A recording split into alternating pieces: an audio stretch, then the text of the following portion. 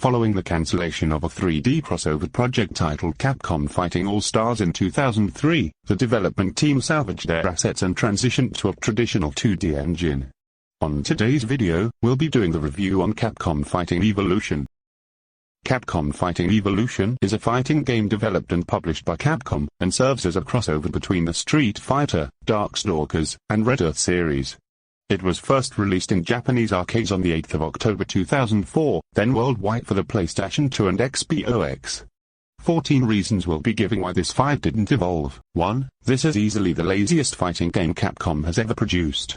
It rehashes sprites from Capcom vs SNK 2, Red Earth, Street Fighter Alpha 3, Vampire Savior, The Lord of Vampire, and Street Fighter 3, Third Strike, to the point that it feels more like a Mugen game than a Capcom game, which is more noticeable if you compare the sprites of Darkstalkers and Red Earth, was made in Japan, with the ones of the Street Fighter characters. Not only is the game lazy, but it's also extremely bland, having nothing gameplay-wise that makes it stand out among other fighting games of its time other than having characters from multiple Capcom franchises. Not only is the game lazy, but it's also extremely bland, having nothing gameplay-wise that makes it stand out among other fighting games of its time other than having characters from multiple Capcom franchises. 2. Some iconic characters like Ken Masters, Morrigan Island, and Tessa were not made playable, instead appearing as little more than cameos in endings or backgrounds. 3. Most of the characters in the background are just copy-pasted, low-resolution concept art, which makes many stages look awful. 4. The fighting system is moronic, since every set of characters use the system from the game they came from instead of having one universal system or grooves designed for this game.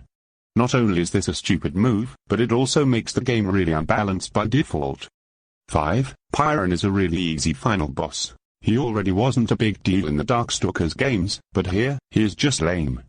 6. The Street Fighter Alpha characters are really weak, despite having a decent amount of mechanics.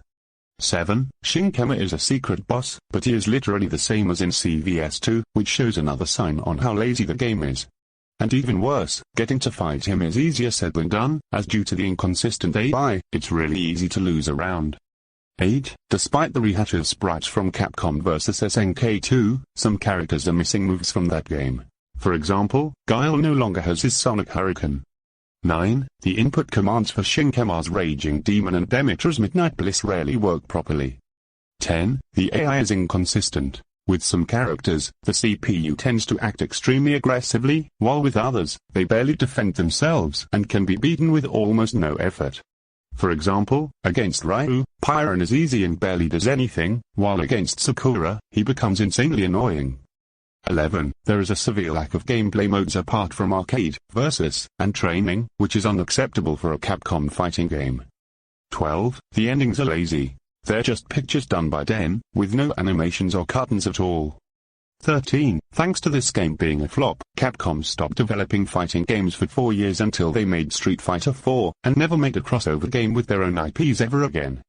And lastly, 14, just to add insult to injury, this game was added in Capcom Fighting Collection 2, which shows just how blind Capcom can be when choosing titles for their compilations. However, there are some 3 qualities that have evolved. 1. The concept of a crossover fighting game between Capcom IPs in the same vein of SNK's The King of Fighters series is a decent one, but its execution was poor in this game due to the issues listed above. 2. This was the first appearance of Ingrid, who also appears in Street Fighter Alpha 3 Max and Street Fighter 6. Sadly, however, she is also one of the most hated Capcom characters for no other reason besides being in the game and for her new outfit in 6, resembling a humanoid Katamari character in the worst way possible. And lastly, 3, the soundtrack, composed by Noriyuki Asakura, is still just as good as one can expect from a Capcom game. Despite receiving mixed reviews from both critics and users, the Metacritic scores are 57 and 100ths and .010, respectively. Capcom Fighting Evolution received near universal negative reception from Capcom fans, and is often considered one of the company's worst fighting games of all time due to its asset recycling from other games, except Ingrid, lack of fan-favorite characters such as Ken and Morrigan, inconsistent AI, and character balancing issues.